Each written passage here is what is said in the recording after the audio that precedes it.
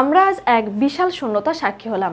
এক মহান নেতা, দানবীর ও আধ্যাত্মিক পথপ্রদর্শক যুবরাজ করিম আগা খান আর আমাদের মাঝে নেই। তার দাতব্য প্রতিষ্ঠান আগা খান ডেভেলপমেন্ট নেটওয়ার্ক নিশ্চিত করেছে যে ৮৮ বছর বয়সে পর্তুগালের লিসবনে তিনি ইন্তেকাল করেছেন।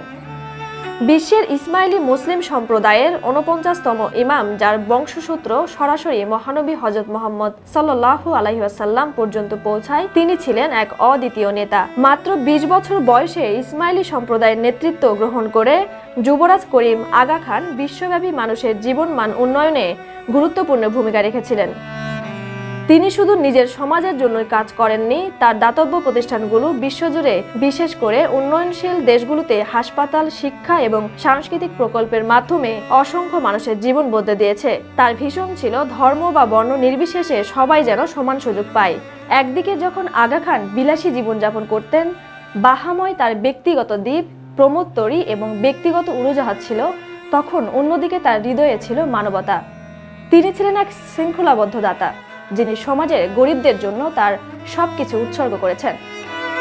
তার মৃত্যুতে শুধু ইসমাইলি সম্প্রদায় নয়, পুরো পৃথিবী শোকাহত। তার মৃত্যু রাজার মতো ব্যক্তিত্বের জন্য যেমন বেদনার, তেমনই বিশ্বজুড়ে অসংখ্য মানুষের জন্য যে মহান দান তিনি করে গেছেন তা সারা পৃথিবী জুড়ে অনুভূত হবে। যুবরাজ করিম আগা খান ছিলেন শুধু একজন নেতা, তিনি ছিলেন এক আদর্শ, এক চিরকালীন আলো, যিনি আমাদের শেখালেন মানবতার প্রতি সত্যিকারের ভালোবাসা কিভাবে প্রকৃত উদ্দেশ্যে রূপ নেয়। আজ আমরা তার মৃত্যুতে শোকাহত, তবে তার দান ও আদর্শ চিরকাল আমাদের মাঝে জীবিত থাকবে। বিশ্ববাসী এক মহান নেতা হারিয়েছে, তবে তার শিক্ষা এবং তার দৃষ্টিভঙ্গি আমাদের অনুপ্রাণিত করবে ভবিষ্যতের দিকে আরও এক ধাপ এগিয়ে যেতে।